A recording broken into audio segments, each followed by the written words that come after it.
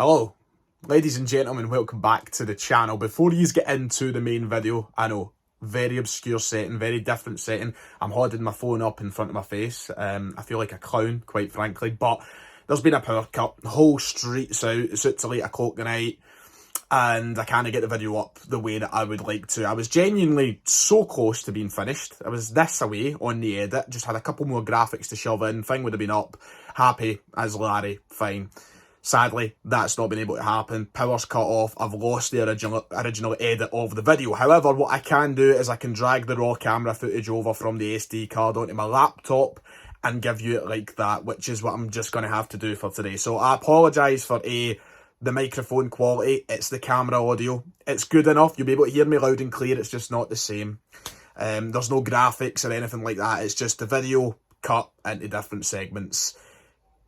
It's got all the news you need, I suppose, and it's got this horrific face, so, aye, sorry about that. Hopefully back to normal tomorrow when the power's back, so enjoy the video. Ladies and gentlemen, welcome back to the channel. It is set to be another busy week at Celtic. Brendan Rodgers has now settled in to his job as manager of the club once again, which means, in his words, it's time to get to work. And well, there's a lot of news coming out over the past couple of days. Players who could potentially come in, players who could potentially go. Let's focus on some of the news that has developed this morning in regards to some of the players who could leave Celtic Football Club. Like and subscribe if you haven't already. Thank you for the support recently. Yesterday's live stream, last night's live stream. If you were there, you'll know what happened, and I can't once again express enough thank you to everybody who watched and donated and everything that went on in last night's stream. All of you guys are legends. We are now flying over that 38,000 subscriber mark, so let's keep it going to 40k. Love you guys. Let's get into the news. It's summer. It's silly season, as the kids say. It's the time of year where articles, stories, breaking news, it comes left, right and centre about who could potentially be joining Celtic Football Club and who could be leaving Celtic Football Club. We're getting a new article every day linking someone with the side and also linking players away from the side. It's just how summer goes. Some of it, there is more truth in than others. Some of it you just have to take with a pinch of salt. But today, we're going to discuss some of the articles that broke this morning in regards to players currently at the club. And then later on in the video, we'll talk about someone who could potentially be coming to the club sooner than anticipated. So, and it's an exciting one today, but Brendan Rodgers has certainly now got his job up and running. It's straight into the thick of things. Busy summer ahead. And one that I think we can all be particularly excited for as we go through yet another Rodgers revolution. Let's start off today's video by talking about Abada. Yes, his name has came back up in the news this morning regards to his future at Celtic. It's once again in question, and it's a news story that some of you might be disappointed to hear, but I'd be shocked if you were shocked, because he's a player that I think we've been set up for leaving now for a number of months. According to the Daily Mail this morning, Abada is set to reject a contract offer from the club, and he could be off this summer, could be prepared to leave, which is one that I'm not all that shocked about, considering the list of events that have came to us from, January onwards. We heard that he wasn't interested in contract negotiations then. Of course, there was then interest from clubs like Ajax overseas, which is a very attractive move for Abada.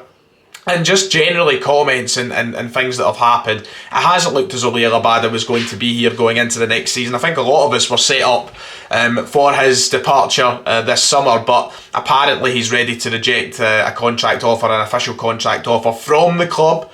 And is looking to leave. He's looking to move on following the departure of Ange Postecoglou. So he is obviously one of our kind of star attackers, and he's ready to go. But it's one that I think we can't be too shocked or disappointed about. I feel like it's kind of naturally got to this point. He's someone who I'll be sad to see go, but if he wants to go, maybe it's for the best. the way I look at it is we shouldn't change our attitudes with a change of manager at the club. You know, Ange Postecoglou made it very clear if people didn't want to be here, they should go. And I hope that Brendan Rodgers shares that philosophy in regards to players who don't want to be at the club. There's no point in trying to convince those that mentally are already gone from Celtic. And I think that's the point Lior Abada's now at. Obviously last year spent a lot of the season on the bench, but still contributed really well. And he's the kind of player who I think, if he was to stay, would still put in effort and he wouldn't down tools. But there's just no point in keeping these players around if they really want to go. It seems like he's got his mind made up. He's ready for the next step of his career. And you can't really hold it against him. You know, he's a young guy who isn't obviously brought up in the world of Celtic. And he's came here to use the club as a stepping stone, as most young players do. And obviously he thinks he's ready to take that next step. Now obviously you've got to sit there and weigh up the options. Is there going to be a kind of move that's both attractive enough for the player and the club? Is the money going to be right for us to part ways with the player? But if he's that desperate to go, I well and truly believe that we should just let him go for the best of both parties, really. Try and make as much money as you can on players like this. That's ultimately the way we should go. If he's not going to sign a contract now, I would be really surprised if he signs one in the next year or two, which means time is just going to go down on his deal. And we're in a position right now where Celtic are quite fortunate. There's 3 years left on that contract. He's only 21 years of age. We can get a lot of money for him if someone's willing to pay it. You know, we're talking maybe the likes of £10 million up for grabs here, but that's just going to go down and down as the years dwindle on his contract. So I think it's now probably the time to try and attract that interest from clubs who might want him and might want to explore that option, make as much money as we can when there's 3 years left in his deal. And you know, considering what he's given Celtic over the last 2 years, if we get that plus the money from selling him on, which could be quite decent, I think you've probably got the best out of someone we spent, what, £3.5 million on? I think that would be turn out to be a bargain altogether. Of course, the club is now reportedly in for Marco Tilio too, of Melbourne City, who is a right winger, same position as Lior Abada. So you're looking at someone who's coming in to maybe take Lior Abada's spot in the squad. Now, Lior Abada's spot in the squad isn't really like defined in concrete. You know, you could say he's a starting player, but then again, he's not a starting player because he spends so much time on the bench. So I think Tilio coming in is probably an ideal replacement, because we signed Abada at such a young age from Israel, which isn't one of those leagues that you look at that's lined with quality, just the same as the Australian A-League. So you're looking at someone who's coming in that has the same sort of potential lying there, has the same kind of ability to come on and hopefully change a game. And then maybe, you know, we can set our standards high, and we can maybe go and try and sign a quality right winger to be the starter, the concrete starter. But yeah, Marco Tilio in, Lior Abada out, it's looking to be the reality. In the same article in the Daily Mail, it also mentioned that Brendan Rodgers is looking to meet with a number, in quotation marks, a number of Celtic players this month before that pre-season tour starts in Japan and South Korea. And I wonder who that is. What group of players is Brendan wanting to speak to? And I imagine he's going to speak to everybody, right? Let's not be naive. He's going to obviously meet with everybody one-on-one and get to know them and see where the squad's at. But I think in regards to this article, the number of Celtic players that he wants to meet with and speak to, I think this means more on a conversation about their future sort of meeting. You know, there's probably players who are sitting here right now with maybe options on the table, or maybe an idea of where they want to be in the next couple of years, and Brendan Rodgers will probably want to talk to them about that. And there'll probably be players that they might want to discuss new deals for as well. They might want to try and extend some contracts at Celtic so that we're keeping players here at the club. So I think that's something we're going to have to watch with a keen eye. I think stories and news will develop as to who Brendan Rodgers wants to speak to and who he wants to meet with. And then from that we'll probably get an idea of who's coming and who's going here at the club. On that note, talking about players who could be leaving the club, let's talk a little bit about Stephen Welsh. Yeah, when was the last time we spoke about Stephen Welsh on this channel? It feels like an eternity ago. He's barely been in the squad, let alone the starting 11. Stephen Welsh's Celtic future up for question, as he is now a target for Serie A side Hellas Verona. And in the same article as well, it was also claimed that Bologna is keeping an eye on Stephen Welsh. So that was also in the Daily Mail. All the fucking stories are in the Daily Mail this morning. Stephen Welsh apparently a target for these Italian sides, which obviously follows on from the interest we heard about last season when Udinese and Toulouse in France were looking at Stephen Welsh. So he's obviously garnered a little bit of interest over in these countries, Italy and France. People keeping an eye on him. Probably helped with the kind of breakthrough of Scottish talent in Italy right now. Lewis Ferguson, Josh Doig, obviously Liam Henderson and guys like that as well. They've went to Italy and have done well. So Stephen Welsh could be the next ones to join them. Bologna, Hellas Verona, both looking at him.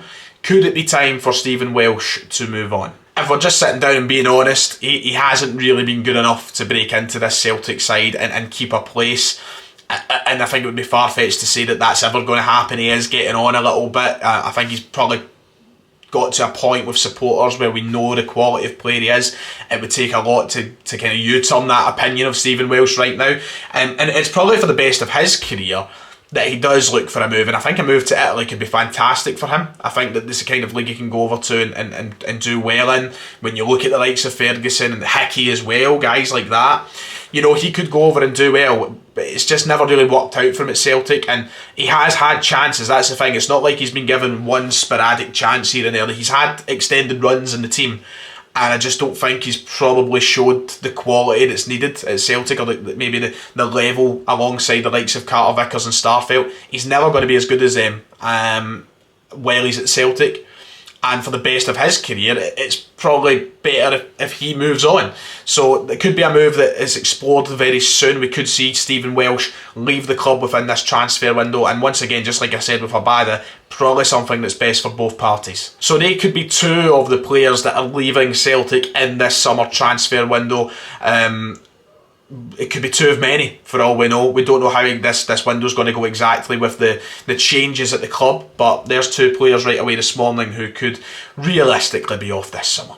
Let's talk on a more positive note about players who could be coming in. It's always exciting talking about signings, and Celtic obviously want Yang Hyun-jun. They really want him. Once again, pronunciation probably butchered, but I can't help it. We spoke the other day about Yang Hyun-jun and how Celtic really wanted to make him one of the summer transfer signings. Gangwon over in South Korea really don't want to let him go in this transfer window. They were holding off and trying to keep him until the winter window over here, but the players spoke out. He ain't happy. He is trying to force his move. So speaking to the Korean media, this is what Yang Hyun-jun had to say. He said, "I want to go to Celtic. Playing in Europe is something every player dreams of. First of all, I'm a member of Gangwon, so it's important to do my best to get the team out of the relegation zone. But I want to make it to Europe. I want to go in the summer, not the winter. When I was offered an offer from the United States last year to go to Europe, I stayed according to the club's wishes. The club promised me then that they would actively help me if an offer came from Europe, and I hope that they honour that promise." Okay, so what happens now then? He's made it abundantly clear, he's spoke out much to the club's disapproval, that he wants to leave this window, not the winter window. Of course, he probably doesn't want to risk that interest from Celtic vanishing or us signing someone else instead. But he's made it really, really clear that he wants to join us in this window. He said it loud and proud. So what does Celtic do now? Does Celtic make another bid? Did he put in that temptation for Gangwon to go, fine, we'll let him go? It's going to be interesting to watch this one develop, because he's not had Celtic from it either. He's made it clear that we are the ones interested and we're the ones that want him. It's incredibly difficult for Gangwon right now because they are in that relegation zone. They're in a tricky position. They want to keep their best players, and it's hard to obviously balance that with a player like him who's getting this offer. So it's going to be weird to see how it goes. If you want to know more about the player himself, get onto my video that I made about him last week. We discussed a bit of his player profile then, but if there's more that comes out about him, we'll look at him a bit more. Finally, to end off today's video, it's been a long one today, I wanted to touch on this before people start asking me about it in the comment section, because I know it's probably going to fucking happen. Kieran Tierney, yes, this came out earlier on Twitter, and one of the bookies, one of the bookmakers, I'll put it on screen who it was, has slashed his odds and the chances of him joining Celtic again from 20-1 to 5-2 or something like that. They've made the odds of KT returning to Celtic. I will tell you right now, there is no chance of Kieran Tierney returning to Celtic. I don't know what's happened here. I don't know if somebody's put a fortune on it to happen. There is more chance of me playing for Celtic next season than Kieran Tierney. It ain't gonna happen. I don't know what that's all about, but yeah. And that's it for today. A longer one than I anticipated, but yeah. So I'm going to wrap it up quickly. Thanks for watching, like and subscribe, and I'll see you all next time.